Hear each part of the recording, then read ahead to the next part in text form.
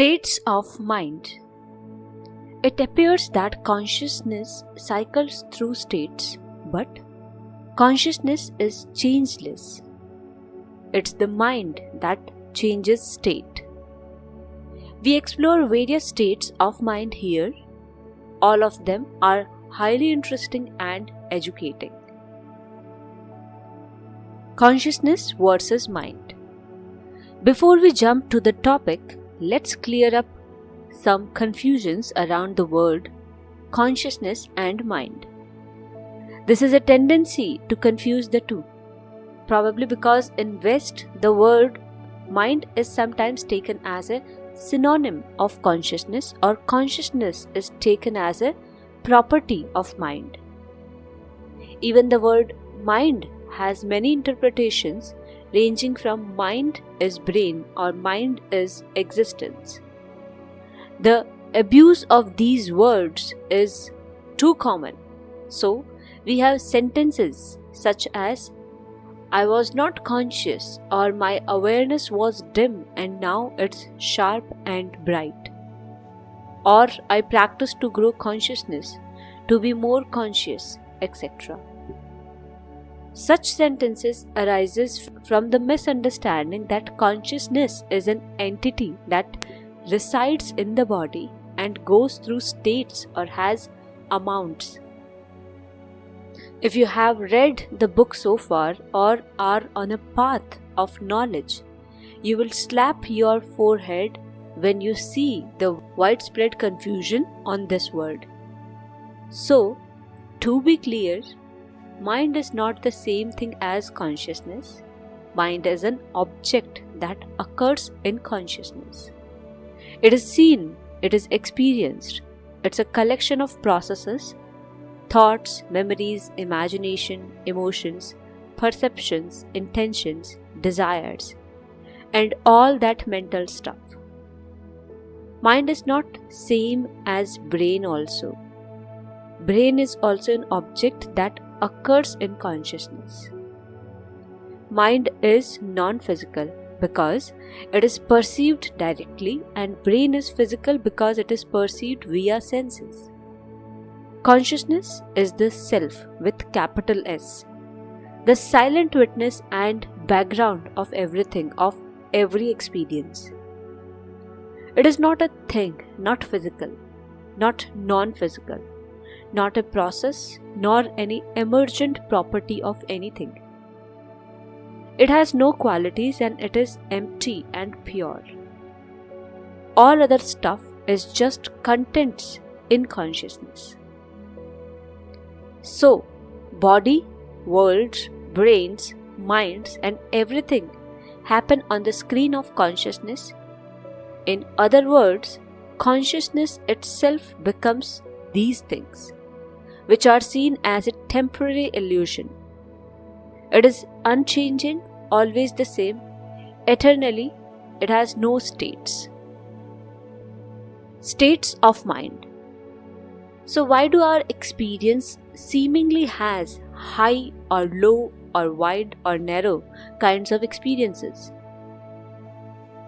That's because mind has states.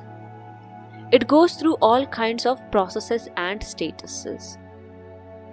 If you are identified with mind, you will take its states as your own. That's just ignorance, and it's easy to clear. Just as when there is anger, you say, I am angry, instead of, my mind is reacting with anger now, or there is an experience of anger. This shows identification with mind and mental states. You are not angry, you are a witness of the state of anger your mind is in. You are consciousness. Drop that identification and it will be crystal clear. Once you see that, you will hesitate to say, I was sleeping or I was unconscious, because now you know the I is unchanging. Only the contents are changing. In this chapter, we focus on the changes in mind. Please note that we are talking about human mind, not about universal mind. Universal mind also has states and must have them, as it is impermanent too. But that is something beyond the scope of this book. First, waking. This is the most common state we find the mind in. Note that you are never in a waking state. Your mind is in that state and you are merely witnessing it. We are going to be precise. Consciousness or self is always in a waking state, but as we now know, that's not very precise. It has no state, not even one. Forget about using the word state with consciousness. It's not applicable here. So what's this waking state? Obviously, it is characterized by a more or less functioning brain, active senses, presence of coherent thoughts, purposeful and intelligent behavior, etc.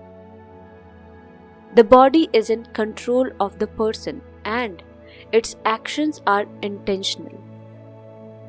There is also some degree of control over thoughts and desires or impulses, and they do not result in instant action. We perceive external objects clearly, recognize them clearly, and memory operates reasonably well. This enables proper functioning in the physical world. So, in essence, it's a state in which the mind configures itself for an experience of world and body. In other words, of samsara. As you must have guessed, this state is a tiny part of our whole mental existence. It enables the human experience we call life. Well, above is an idealization of waking state. It is seldom that perfect.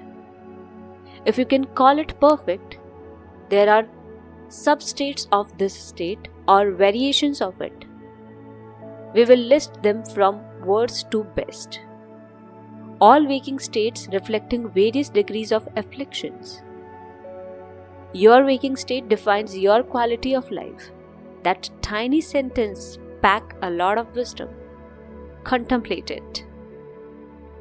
1.1 Insane mind is a waking state where most of the functions of the mind are in a total chaos. Mind has broken down and cannot function normally, although it is fully awake and senses function normally. However, the mind distorts all sense data or ignores it, and there is hardly any control over the body or speech or thoughts or emotions. 1.2 Disturbed mind is borderline insanity which occurs in weak and untrained minds because of extreme situations like extreme fear, anger, jealousy, or trauma of body or mind. The emotions run rampant and often the person talks nonsense, sometimes aloud, and is extremely unbalanced and fickle. 1.3 Criminal minds is almost insanity, but there is presence of coherent thoughts and actions. The person seems to behave naturally and talks sense, but his mind is full of destructive thoughts, negative memories, harmful desires, and his attitude is usually violent.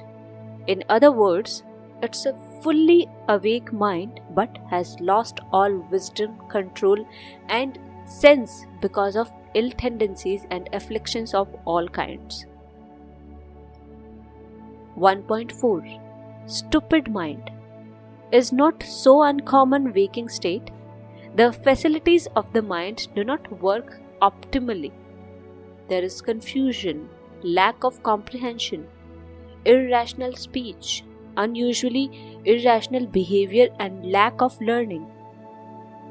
Such a person can be dull or very active body-wise, but the mind is slow. 1.5 Egoic mind is a waking state fully under the control of egoic tendencies. The person is very bright and active, doing, working, thinking, planning, chasing mates. All hallmark of an waking and fully functioning mind are present. Only that whatever he does or thinks is merely survival related. Such as state is very fickle, automatic, mechanical, and is often called a monkey mind. It's never steady. Emotions dominate the thinking and overcome logical thoughts. Speech shows all colors of an active ego. It's safe to say that majority of humanity stays in this waking state in their waking hours. 1.6. Shifty mind happens when a person shifts randomly from a rational or peaceful state of mind to any of the above mentioned states. A newbie meditator knows this state best. There is peace and intelligence for a few minutes and then the state shifts back to some messy state.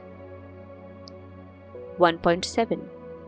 Rational mind is a waking state dominated by rational and logical thoughts. Well, finally a good state, but not really. The mind is restless, always seeking stuff and plotting long rational plots to get this or that, or to do this or that. There are just too many thoughts and less action. Such people are seen absorbed in their head all the time, but they are awake and fully functioning. Speech is very well organized and makes total sense. Actions are intelligent and logical. Emotions are mostly under control. The intelligence may serve ego sometimes, which makes such people excellent businessmen, professionals, politicians, etc. 1.8. Concentrated mind is a waking state where the mind is fully engrossed in a higher mental function.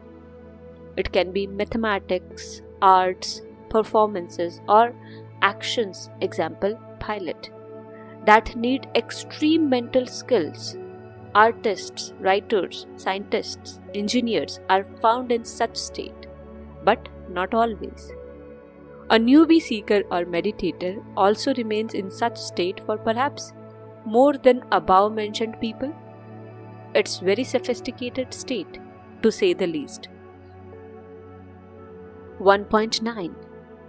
Equanimous mind is a state dominated by consciousness, not by mental functions or egoic madness. The person may do things or talk in an ordinary way, but he is fully aware and abides in self.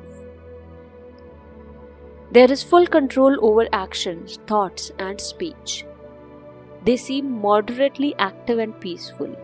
They can be engaged in complex thoughts or tasks that require extreme skill or concentration.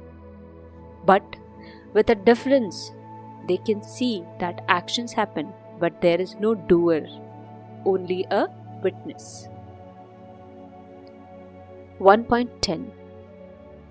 Absorbed mind is a waking state where the mind surrenders itself totally and is fully introverted towards the self. There is no action, very few thoughts, and no speech. However, the person is extremely awake, alert, and in a blissful state. You can imagine that there can be in-between states or a continuous interchange of above states. I'm using my own names here, but you will find similarities with traditional description of waking state, such as those by Patanjali or Vyas. If you are wondering why I am not mentioning EEG or brain activity anywhere, that's because it's childish way to classify mental states. The EEG or MRI of a scientist and lunatic would show exactly the same activity in waking state. A seeker needs a finer knowledge than that. Second, daydreaming. Daydreaming is a common name of states of mind involving imagination, simulation, and memory recall. The mind is introverted and attends to non-physical contents.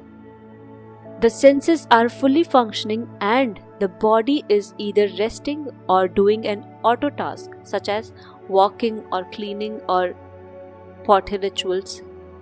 Many people spend hours in such states not knowing how disconnected they are from present. They are dreamy, talk less coherently, and are less active, but exceptions are always there. It can be a very pleasing experience, especially if the imagination is of a pleasant kind, happy memories, etc. But when the imagination takes on negativity such as worry, terror, or anger, fantasies of harming others, or recall of traumatic events again and again, it becomes suffering. The only way to come out of it is to bring the mind back into awareness. Be very aware even if you are daydreaming or recalling. In extreme cases, this state causes hallucinations, especially when the person has an afflicted waking state. On the other hand, it is possible to get some information out of universal mind for some talented people when they are in this state. Third, dreaming. In this state, the body is relaxed and inactive. Senses are diminished or bypassed, but still active. The mind is engaged with purely non-physical contents. It creates whole worlds, people, events, and experiences out of nothing but imagination, memories, and randomness. The perception is less defined. There are moked up senses of sight and sound, and a very rudimentary body which appears or disappears on need basis. The perceived environment is completely volatile and has a very rough storyline to it. The memory is active as one can recall things in a dream and some content get impressed on it.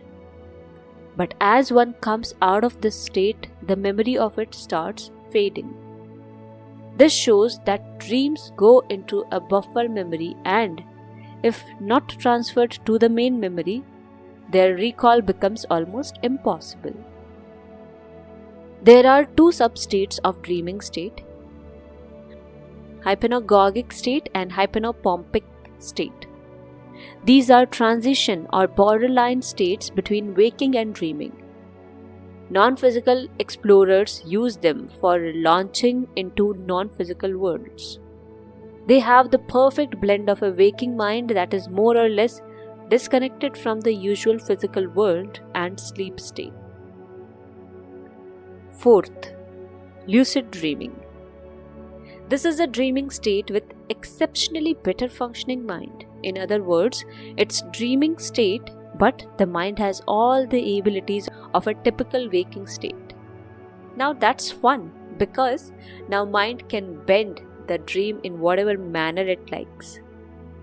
The memory functions very well and often full and vivid recall is possible. Anyhow, the content is still imaginary and recalled stuff. It is vivid and lifelike, and some awesome actions like flying are possible.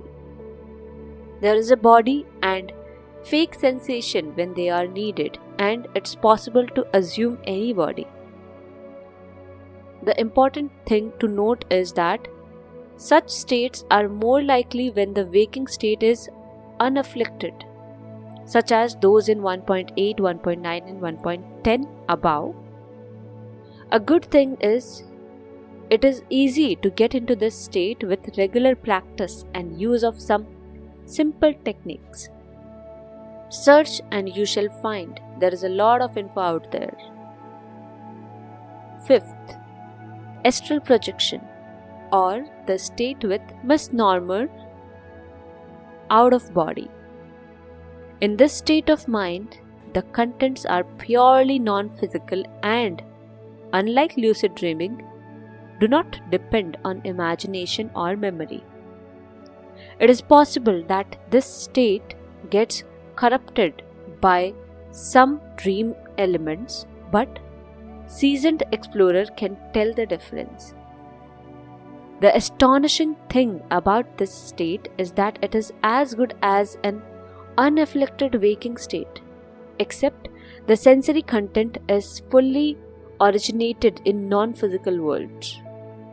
So, by definition, the sensory content is as physical as that of waking state. The mind functions fully. There is a body, malleable, senses, worlds that are rule-based, and most importantly, other minds can be encountered. In dreaming or lucid dreaming, we can encounter other people, but we know they are imaginary or just our own creation. Especially in lucid dreaming, this knowledge is present while it is happening. In astral projection, one can be fairly sure of others as not being their own creation. Similarly, worlds that are stable, more vivid, and independent of one's mind can be experienced just like our usual physical world. So where is the fun if it's just like normal waking state? Well, there is a difference. There is almost no limit to what one can do or experience in that state. The downside is, one can encounter nasty stuff as well, just like in this physical world, so some caution, guidance, and experience is needed. It's a vast subject and much info is available for interested readers. I would just point out again that meditators or seekers or people abiding in self for a major portion of their waking hours are more likely to be in this state. It is obvious why that should happen. Sixth, altered states. These are artificial induced states of the mind using substances or mental techniques. One can include some religious experiences or orgasmic experience in this category too, which happen naturally. One can safely categorize hypnotic states under this kind. So, it's a vast subject in itself. In case of substances, one or more part of the mind breaks down and stops functioning, or its functioning is altered, giving rise to wakey experiences of all kinds. Sometimes the barriers that separate human mind from universal mind break down, and the person gets a glimpse of what lies beyond mind. The actual experience doesn't matter. What matters is that the fossilized beliefs of that person break down completely, and he opens up for more knowledge. Hopefully, he takes up a path and becomes a seeker. However, that doesn't happen for the majority, and they simply abuse the substance for fun. Eventually, the substance breaks down most of the mind and brain or body, and the person enters afflicted state of mind in waking hours. That's hardly any progress. Such people spend their lives in delirium, bad health, and relations, deluding themselves that they know something more just because they had some wakey experiences. Stupidity at its height. Substances or medicines, however, are accepted as a valid technique in some traditions, including yoga. So I do not totally discourage that, but be wise. Do not get addicted, and best, do not take up that path at all. 7th, light sleep. It's a state in between deep sleep and dreaming, lucid dreaming, or projecting. The mind is partially active, except senses are functioning reasonably well. So, for example, even the slightest sound or light change wakes us up. There is a tiny bit of perception of body and state and mental chatter or barrage of desires and intentions that go on. However, the body is inactive and is completely relaxed. There is a faint memory imprint of this state, and that's how we can say that we were sleeping. It fades very quickly because the contents are next to nothing. Some people may argue that this state is non-existent. Perhaps I'm making it up. Maybe, but I'm just recording my own experience. It is possible that some people don't experience light sleep or have no recall of it at all. I can't find any EEG signature for this state, but then I never looked thoroughly for it. We all know some people who are light sleepers, and they are always found complaining that they didn't sleep well. We get such situation when we are tense, stressed, or sick. The sleep feels just like drowsiness, not like sleep. 8th, deep sleep. It's the most boring and most interesting state of the mind. Boring because there is absolutely no content in this state, and interesting because it's the most blissful state of mind and people like to debate it a lot. This state is the reason why sleeping is a pleasant activity, if you can call it an act. We cannot recall or experience our own deep sleep because the mind's senses and memory shuts down to a large extent. We can externally observe others in deep sleep and can arrive at some conclusion. An interesting conclusion is that the world doesn't disappear for others and the mind and brain of the sleeper is still active, but not in the same way as that of waking or dreaming states. We can note that a deep sleeper does not wake up easily, but it is possible to bring him back into waking, which means the senses still get into the depth of mind and shake it back into wakefulness. So, we can conclude that everything still functions but is bypassed and the mind takes a break from its incessant dividing and memorizing process. It's absorbed back into the self. No deep sleep is as good as waking absorptive state, Savikalp Samadhi, except there are no contents. It's Nirvikalp Samadhi. So what happens to the consciousness in deep sleep? Does it disappear? People ask this often, and some do assume that it disappears because they believe it to be a product of mind or brain. However, it's more correct to say that mind disappears, and if you want to be even more precise, the contents disappear. We get back the usual mind in its waking state with consciousness, illuminating contents after a few hours of deep sleep.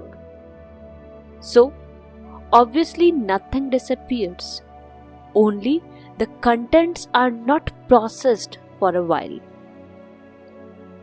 How would one know that consciousness is still there, witnessing nothingness during deep sleep? One cannot know that because knowledge gathering is a function of mind and it's mostly inactive that time. Moreover, no memory is formed as there is nothing to store into memory. So, even if your mind gets a few glimpses of still being conscious, they evaporate from the mind and you cannot recall anything about deep sleep.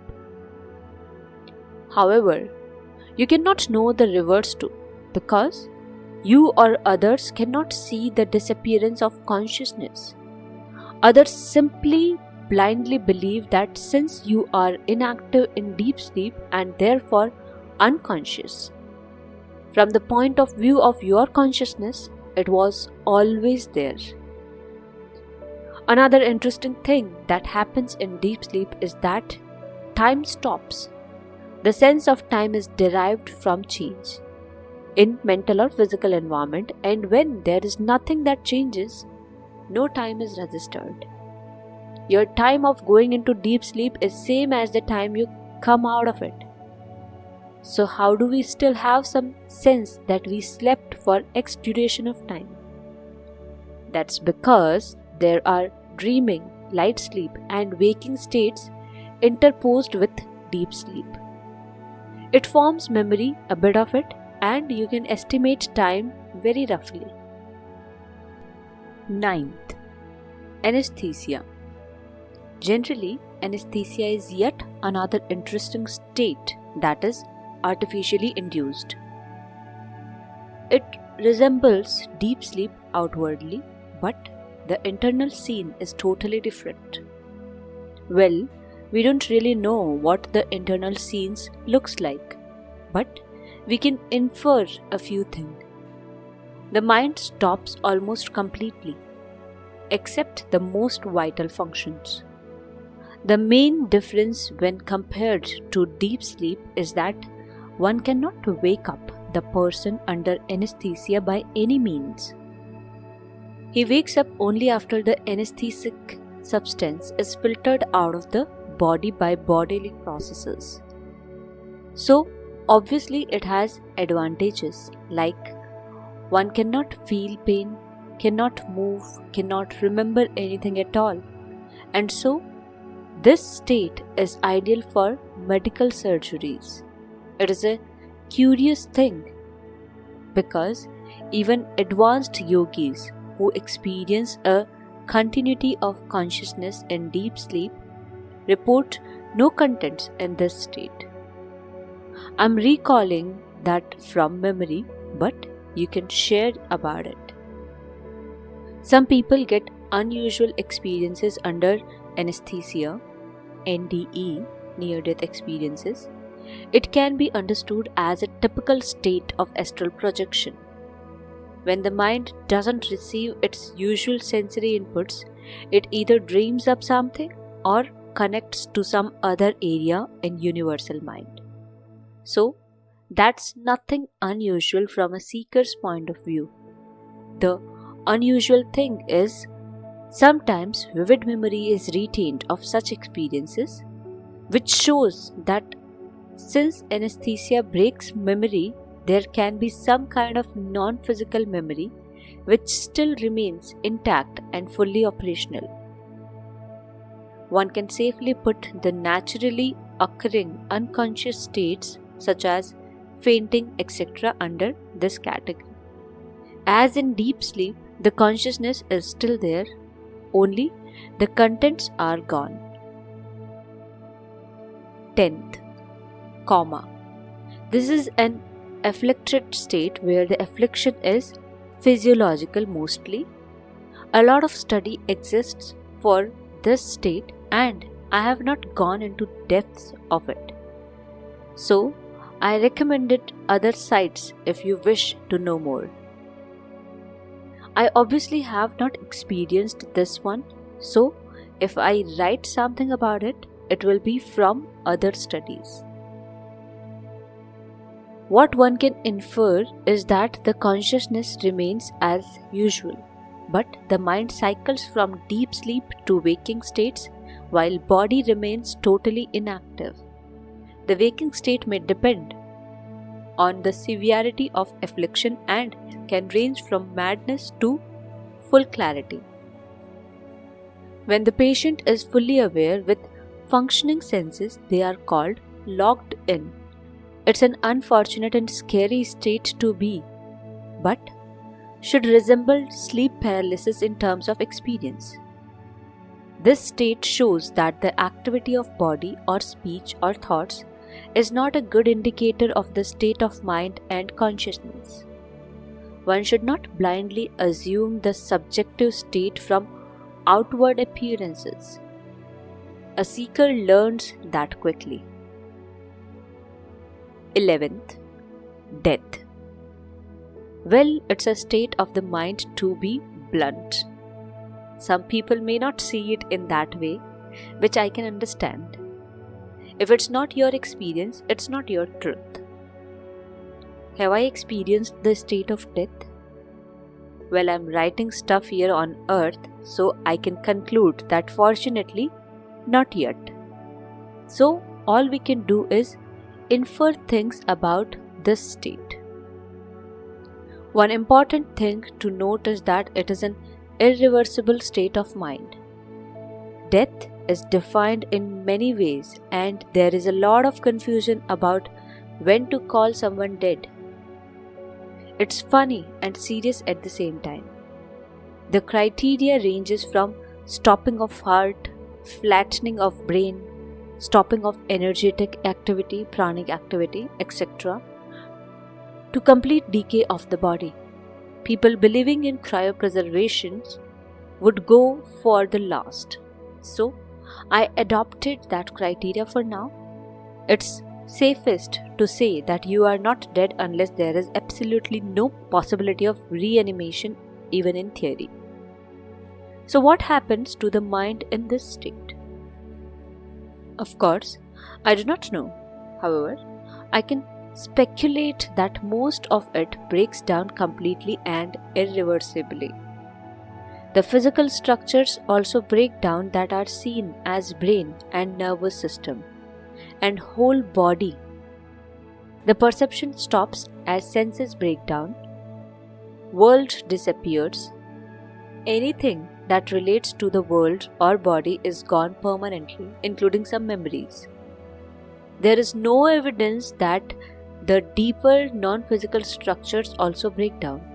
So, there is a possibility that some boundaries still remain intact and the mind does not completely merge with the universal mind of which it is a part of. Those who have direct experiences will conquer, and those who do not have them should experiment. But no, do not experiment with ways to die. You may end up dead. We have discussed death in a lot of details previously, with all the arguments and stuff, so please read those chapters. The beliefs about death range from simple errors to ridiculous fantasies. It's a fun read. If you ask self about its experience of death, you will get absolute silence. It denies any such experience. It is deathless. Notes. First, some masters make distinction between the words consciousness, awareness, and self. There are more words like absolute or oneness, etc., that hints at different kinds of consciousness. Needless to say, it is confusing, because if there are not two or there is only self, what are those other entities with fancy names?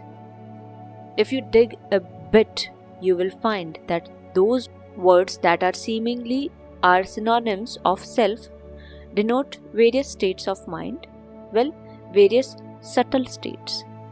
So, for example, awareness is self without contents, and consciousness is self with contents, and absolute is the unnamed and unknowable beyond self.